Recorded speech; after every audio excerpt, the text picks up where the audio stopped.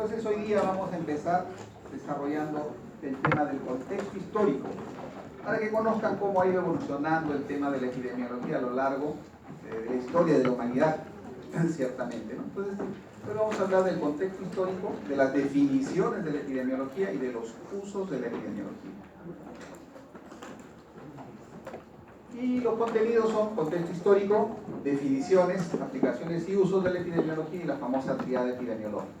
En el contexto histórico debemos recordar algunos hechos que han ocurrido, pues, ¿no? Dentro de esos hechos, en el devenir del ser humano, consustancial al ser humano, han ocurrido las epidemias, han ocurrido eventos masivos que han afectado a un grupo amplio de personas.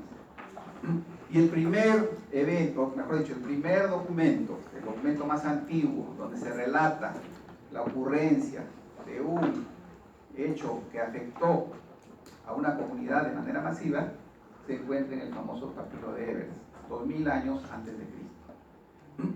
Acá se relata una enfermedad que dicen que ocurrió en Egipto, a orillas del río Nilo, y que era una enfermedad febril. ¿Qué creen que podría haber sido eso? ¿Cuál? No. Malaria. Rabia, ya. Está bien, opinen yo. Malaria. Malaria, ya. Otra.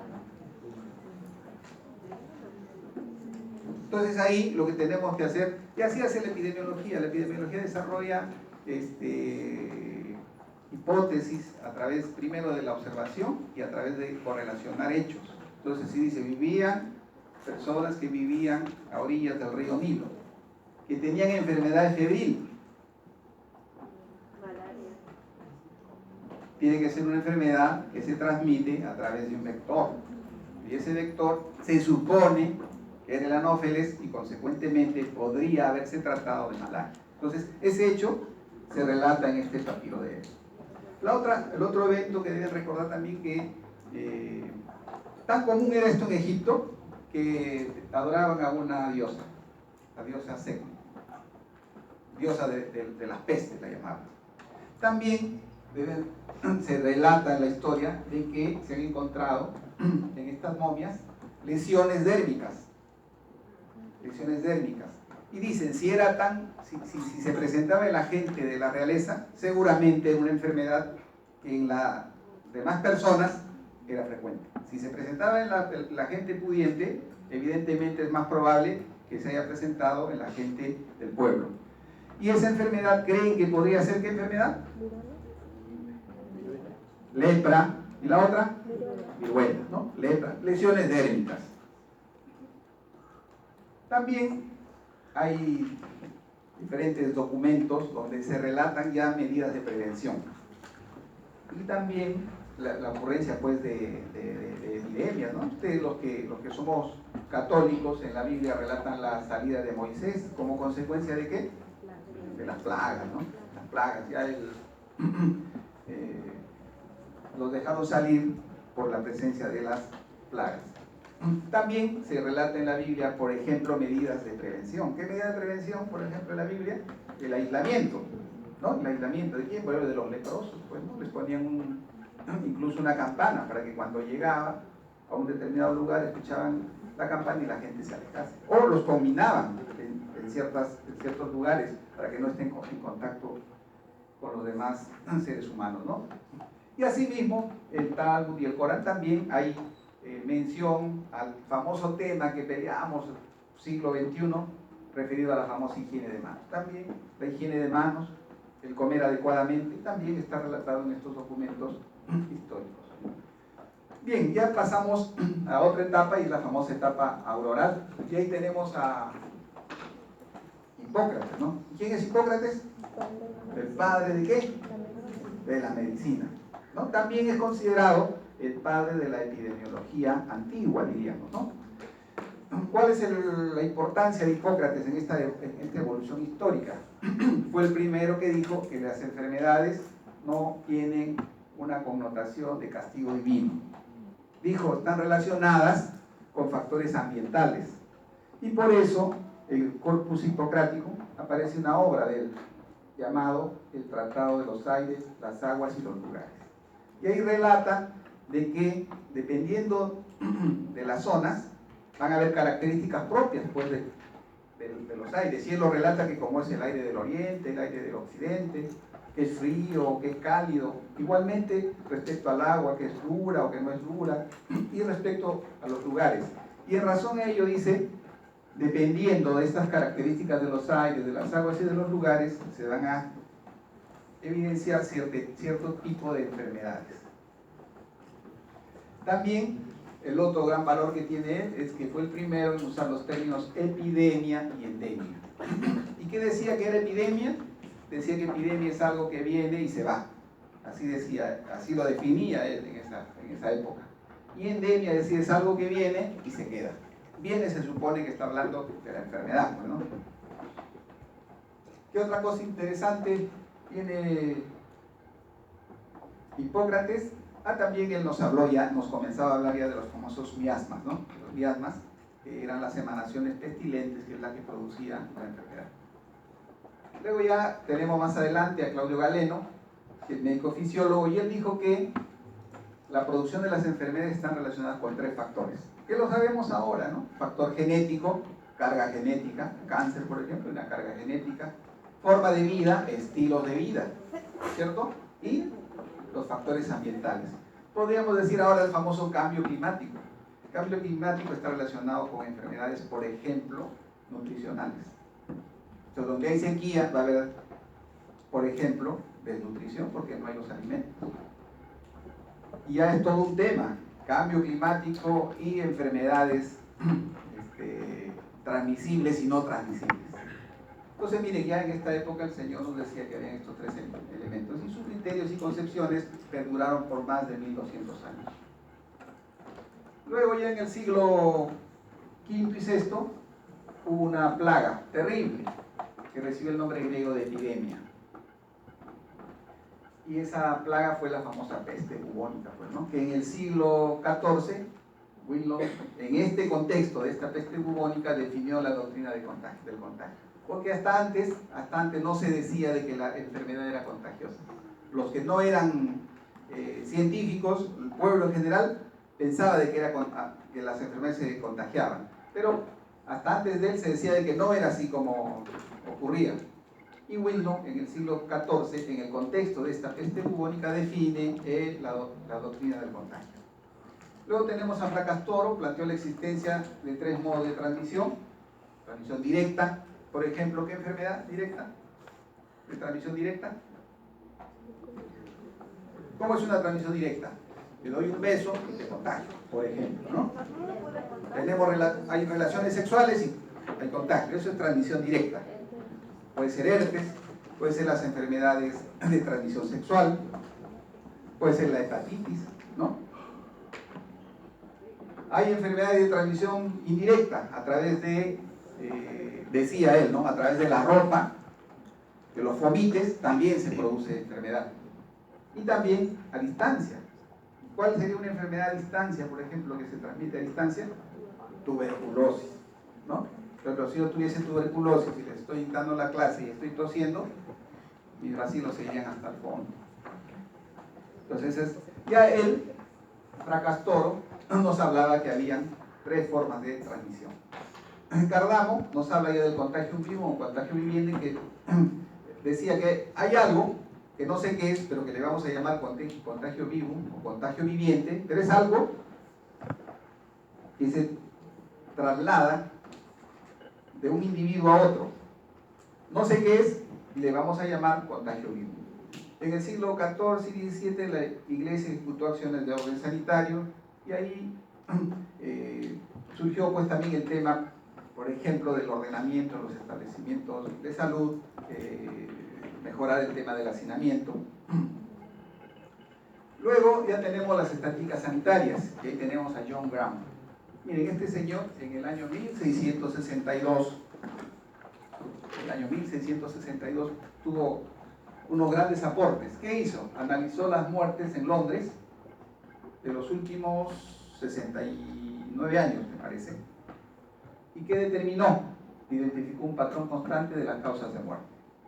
La gente se muere generalmente de estas 3 primeras causas. Luego diferenció que había más muertes en las zonas rurales que en las zonas urbanas. ¿Qué otra cosa más determinó? Que la mortalidad en Londres tenía un comportamiento estacional. O sea, más se morían en invierno que en verano. A eso se refiere comportamiento estacional. ¿Qué otra cosa más planteó él? Que nacían más hombres que mujeres. ¿Qué planteó más él? Dijo de que aquellos niños, antes de cumplir los 6 años, el 36% de los recién nacidos, antes de cumplir 6 años, se moría. Todo eso analizando esta información.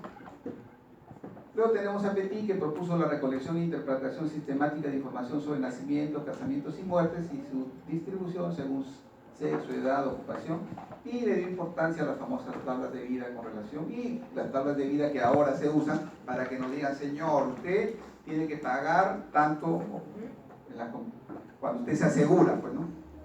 O sea, tanto su seguro le va a costar tanto. ¿Y a cuándo? Y a Petit en esta época, ¿no? Luego tenemos a Lin, demostró que la causa del escorbuto es una deficiencia en el consumo de cítricos. Y seguramente yo les he enviado ya el seminario.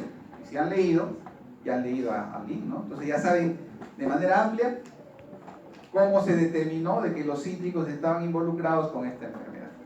¿Y qué tenía? ¿Microscopio? No. ¿Tenía laboratorio? No. Simplemente con la observación y obviamente con la experimentación en este caso, ¿cierto? En esas épocas no había pues principios éticos, ahora no podríamos hacer lo que hizo Lin en esa época. Pero, mira, aportó, demostró que la causa del escorbuto era una deficiencia del consumo de cítricos. Jenner crea la primera vacuna contra la viruela.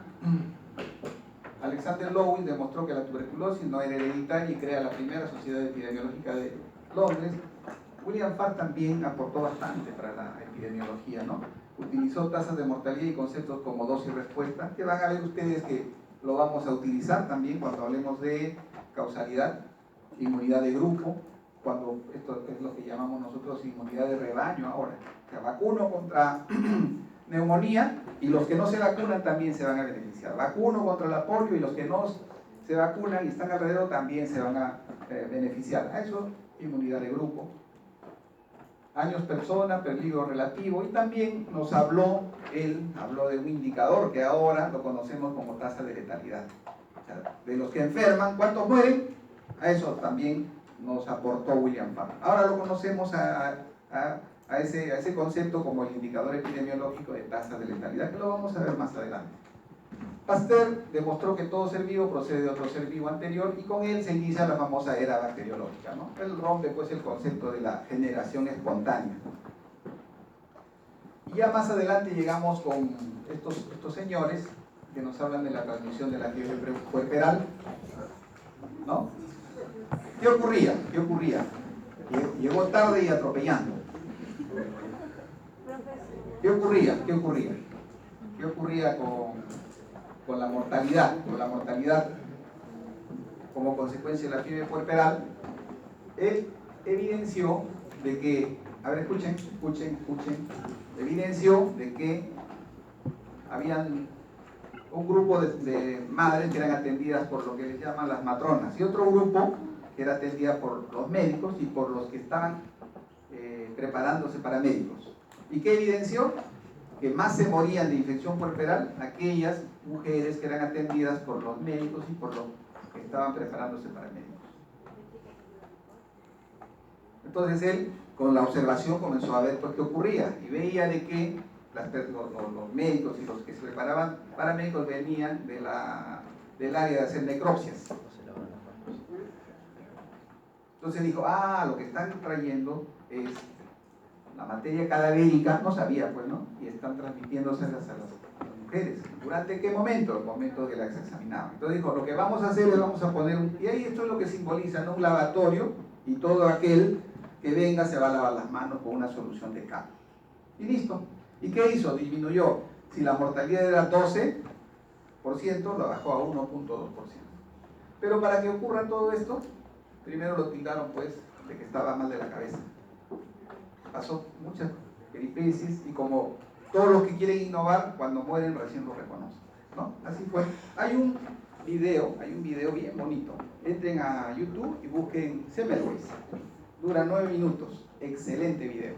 Véanlo con detenimiento para que vean todas las peripecias que pasó este señor por implantar una cosa novedosa y simple. Y hasta ahora nos peleamos nosotros en los hospitales porque los médicos, o sea, nosotros nos lavemos las manos. Entonces ese fue el gran aporte de este señor. Banú nos habló de la contagiosidad del sarampión y también estudió simplemente observando. Ahora hay un equipo de fútbol de Islas Feroe, ¿cierto? O Feroe, como quieran llamarlo. Antes ni existía, pues, ¿no? En esa isla, este señor analizó la contagiosidad del sarampión y tuvo unas conclusiones que ahora ya las sabemos, ¿no? Pero en esa época, que no se conocía gran cosa, simplemente con observación determinó, por ejemplo, los que ya habían tenido sarampión no tenían. Determinó cuál era el periodo de incubación, cuánto iba a pasar desde que entraba en contacto con un enfermo para desarrollar la enfermedad. Snow, ya vamos a hablar más de él, nos habló del modo de transmisión del cólera, y William Barr, transmisión de la fiebre tifoidea. Y acá hablamos siempre de John Snow porque él es considerado el padre de la epidemiología moderna. Es el pionero de la epidemiología social. ¿Y todo gracias a qué? A sus estudios referidos al cólera. Él estudió el cólera y fue el primero, o mejor dicho, fue el que planteó también el método epidemiológico. O sea, aplicó el método epidemiológico para desentrañar este tema del brote de cólera alrededor de la bomba de Broad Street. Es todo un evento, ¿no? En septiembre hay toda una ceremonia en Inglaterra por este tema. Sacan la bomba de esa época y hacen una ceremonia. ¿Por qué? Porque plantó un hito, pues. No solamente dijo así se mueren porque toman agua, sino además planteó medidas de prevención. Y ahí viene lo que ustedes tienen que saber, que la epidemiología no es que voy a contar cuántos mueren y cuántos se enferman, sino fundamentalmente qué medidas de prevención debo tomar, ¿ya? Y el tema de epidemiología social, ¿por qué? Porque él también estudió cólera en los mineros. Entonces él veía que los mineros eran los que tenían con mayor frecuencia la enfermedad del cólera. ¿Por qué? Porque el pobre minero iba con su comida, entraba al socavón y todo el día estaba ahí, hacía sus deposiciones, comía, etcétera, etcétera, etcétera. El año 90, ustedes no habían nacido todavía, ¿no? El año 90 el país tuvo una epidemia de cólera. Una de las epidemias más grandes, más de 300.000 personas afectadas, pero con la menor letalidad. Yo tuve la suerte de ser protagonista de esa, no por enfermo, sino porque atendía a los pacientes y estuvimos en Chimbote. Y de ahí que nace pues la afición por este tema de la salud pública y la epidemiología. Sé que esto sonará un poco tonto, pero he notado que mientras en Norteamérica se ocurriera una epidemia y ya ellos se van corriendo, aquí literalmente nos tendríamos que quedar sí o sí enfrentarlo, casi como lo que pasó con el ébola allá en África, que decían váyanse a otro lugar porque está en epidemia, pero mucha gente igual se tendría que quedar porque no tenía dónde ir. Bueno, el tema de que las epidemias no las tenemos que enfrentar así, las epidemias las tenemos que enfrentar identificando los factores causales y aplicando las medidas de prevención. Evidentemente, estas enfermedades que tú mencionas son enfermedades, o que estamos mencionando, son enfermedades de los que tienen más necesidades. Cuando hubo el cólera, ¿a quiénes afectó? No afectó a gente de Miraflores, no afectó a gente de San Isidro, afectó a gente de las áreas urbanas marginales, que antes se llamaban así en Lima, ¿no? A la gente más pobre, pues San Juan del Lurigancho, Villa El Salvador, Villa María del Triunfo. ¿Por qué? Porque ya sabemos ahora cómo se transmite pues, esta enfermedad. Muy bien, entonces él hizo el estudio y ya analizó y vio de que cómo llega a determinar de que la bomba de Broad Street es la que producía la enfermedad, porque identifica que los que morían vivían cerca de esta fuente, y cuando comienza a hacer la investigación epidemiológica pregunta, pues, ¿de dónde se abastece? Se abastecía de acá. Entonces él, para probar su hipótesis, él dijo, el agua de la bomba de Broad Street, la que puso la enfermedad, dijo, vamos a cortar el agua. Se cortó y se redujo notablemente la presencia de cólera. ¿Ya? Esto una investigación pues amplia. Y también completó su estudio con una evaluación de cólera, teniendo en cuenta las compañías que abastecían de agua a la comunidad. Y vio que esta compañía producía 10 veces más muertes por cada 10.000 casas que esta compañía que abastecía de agua. Y esto tenía que ver con el lugar de donde obtenían el agua para distribuir, ¿no? Entonces en Inglaterra, en el río, ¿cómo se llama el río de Inglaterra? ¿Qué pasa? Muchachos, ayúdenme. Támesis, exacto, el río Támesis, perfecto. El río Támesis pues no es como ahora, ¿no? El río Támesis era igual, la gente botaba sus necesidades al río, el desagüe terminaba en el río, así era, sino que ellos nos llevan pues 100 años de adelanto. Nosotros todavía estamos como ellos hace 100 años, ¿no? Nuestro río Rima, por ejemplo. Entonces, ¿qué ocurría? De que esta compañía recogía agua de la parte baja del río, la más contaminada, y esta de la parte alta, la menos contaminada. Y eso implicaba porque los que usaban el agua de esta compañía tenían más riesgo de morir que las que recibían el agua de esta compañía. Y con eso comprobó lo otro, que el agua era el que producía la enfermedad, ¿no? El agua, decía, cuando recién 30 años después, ¿quién descubrió el vibrio cólera? ¿O quién identificó el vibrio cólera? ¿Lo descubrió? ¿Quién identificó el vibrio cólera, muchachos? El mismo que descubrió el bacilo de Koch, ¿no? 30 años después, 30 años después. Luego ya surgió otro problema. O sea, había cosas que no se podían explicar a través de la presencia de microbios. Es Joseph Goldberg el que plantea y dice, ¿no? Todos decían de que la pelagra era producida por una enfermedad infecciosa. Él dijo, no es producida la pelagra por un microbio, es un problema infeccioso. Y también hizo, igual que en el caso del escorbuto, también hizo experimentos para demostrar de que era la deficiencia de una vitamina. McMahon en el año 70, ya más próximo, propone la red causal y nos habla de los factores de riesgo y la famosa caja negra, la famosa teoría de la caja negra. Ross propone como alternativa a la caja negra el modelo histórico-social. La caja negra, ¿qué nos dice? La caja negra nos dice que hay factores de riesgo que están involucrados en la ocurrencia de un problema de salud. No es la causa última, no es la causa última. Son aquellos factores y que nosotros tenemos que intervenir sobre aquellos factores más importantes. Ante eso surge pues esta propuesta del modelo histórico-social y que dice que las causas de la enfermedad tienen origen en factores históricos, sociales y económicos. Sacher propone el modelo de caja china o ecoepidemiología, ¿no? Ecoepidemiología, donde nos dicen que hay factores que están distribuidos de manera jerárquica, identifica los microdeterminantes y los macrodeterminantes, que también lo han escuchado cuando han revisado y cuando han estudiado salud pública, seguramente, ¿no? Entonces, este enfoque es un enfoque bastante integral, pues, ¿no? Porque permite de que se intervenga sobre los factores que originan ciertamente la enfermedad, o sea, sobre las causas de las causas. Este es el otro enfoque que se le da, o el otro paradigma, el otro modelo de las cajas chinas. Ya en el año 46 al 66 se inicia la utilización de los métodos epidemiológicos modernos, cálculo del riesgo relativo, desarrollo de los principales estudios epidemiológicos sobre enfermedades crónicas, 67 al 77, construcción del marco teórico de los métodos epidemiológicos, el concepto de confusión y modificación de efecto, el diseño de casos y controles. Y en 2003, uso sistematizado de los principios epidemiológicos, ya surge una relación interdisciplinaria, transdisciplinaria, multidisciplinaria de la epidemiología y el fortalecimiento de su relación con la medicina clínica a través de la epidemiología clínica, ¿no? Entonces, ese es todo el devenir de la epidemiología.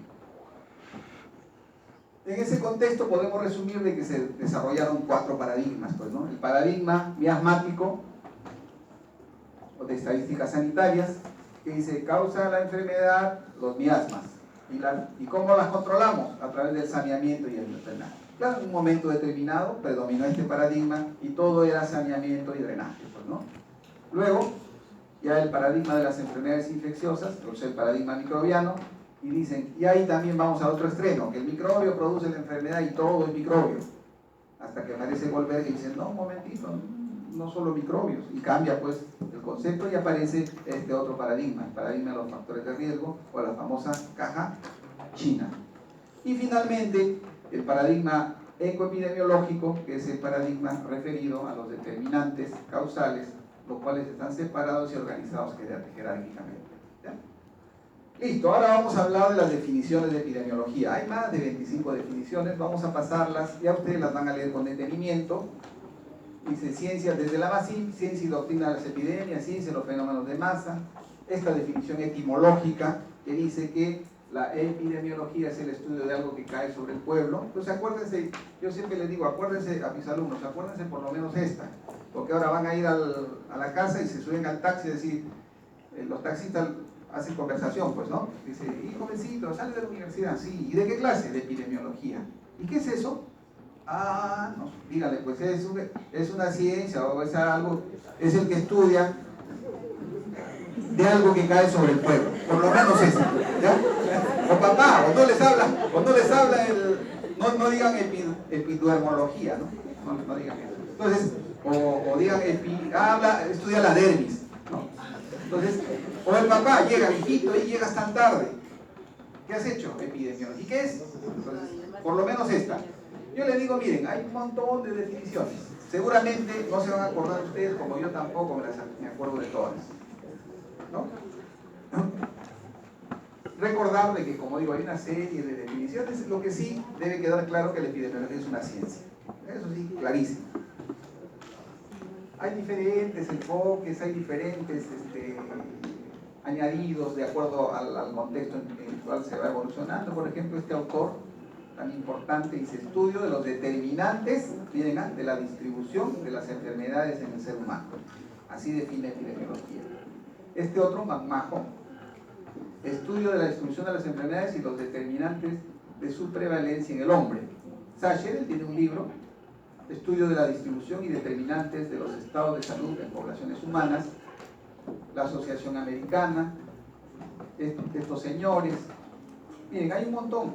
Linenfield también, este es un libro, si pueden obtener, también, Coleman también ha escrito un libro, y él define en su disciplina que estudia la distribución de frecuencia de las enfermedades o eventos y fenómenos de la salud, del grupo social y los factores que influyen. No se van a acordar, ¿cierto? Díganme que no, pues, porque no se van a acordar. Esta tampoco se van a acordar, ¿no? Tampoco. Esta sí, algo acuérdense. En conclusión, ¿qué deben recordar? De que la epidemiología no solamente se encarga de contar muertos, enfermos y discapacitados. ¿Ya? Eso entiendan. ¿Quién cuenta los muertos, los enfermos y los discapacitados? La estadística. ¿Ya? La estadística. Entonces, por eso cuando yo les digo, hagan su seminario, profesor, ¿y la estadística? No, la estadística no, la epidemiología queremos ver, ¿no? ¿Por qué? Porque la epidemiología no solo se encarga de esto, sino también se ocupa de los estados sanitarios más positivos y sobre todo de los medios para mejorar la salud. ¿Ya? Este señor también nos habla de estudio de la distribución y de los determinantes en poblaciones específicas para el control. Todos al final, ¿en qué terminan? Que la epidemiología, el fin último de la epidemiología es la prevención y control. ¿Ya? Eso también no se olviden, la epidemiología se encarga de la prevención y control. Ese es el fin último de la epidemiología. Y esto sí, acuérdense, este es un resumen que sí deben acordarse. No les voy a tomar en el examen, también recuerden, ya yo les voy diciendo, en el examen no les ponemos, marque usted la respuesta correcta. ¿Se define epidemiología según Linenfield? No, eso no tiene sentido, ¿cierto? Yo no digo, me preguntan a mí, me van a jalar también.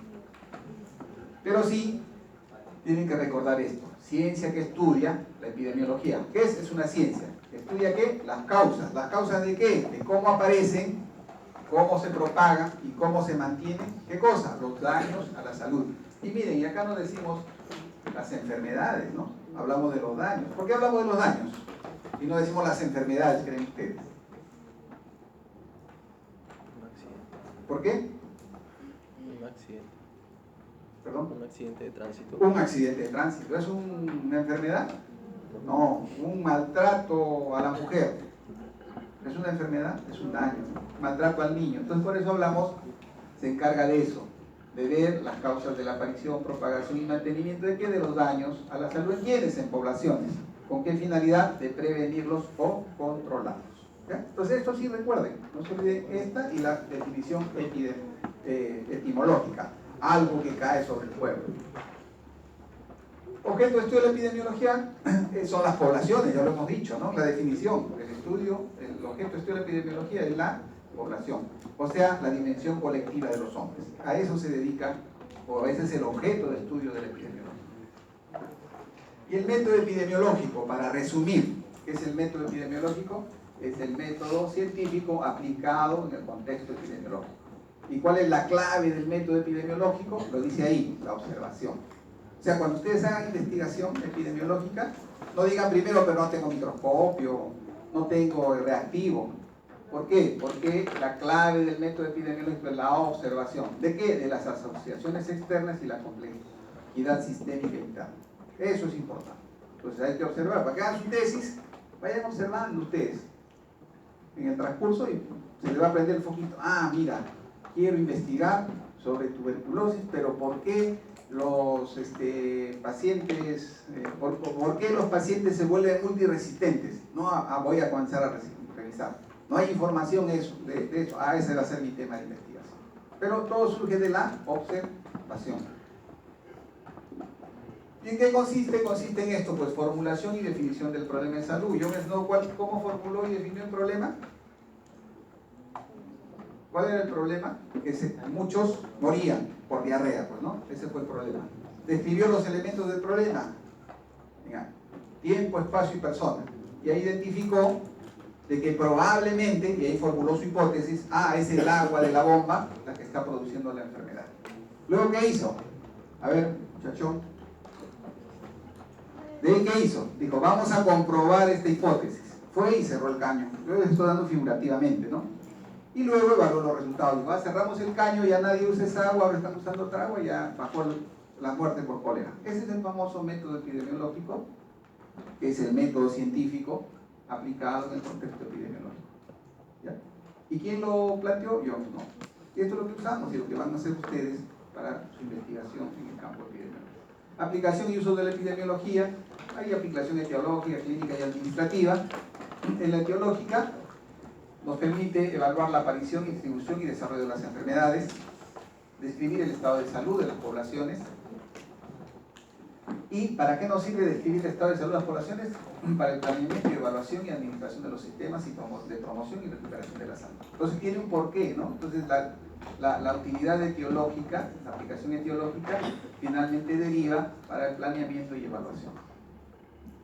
También la otra utilidad en el campo etiológico es contribuye a la comprensión de la historia natural de la enfermedad y sus factores determinantes o bloqueantes. También, entonces es importante que conozcan la historia natural, que ya lo han hecho también en salud pública. Estima riesgos individuales,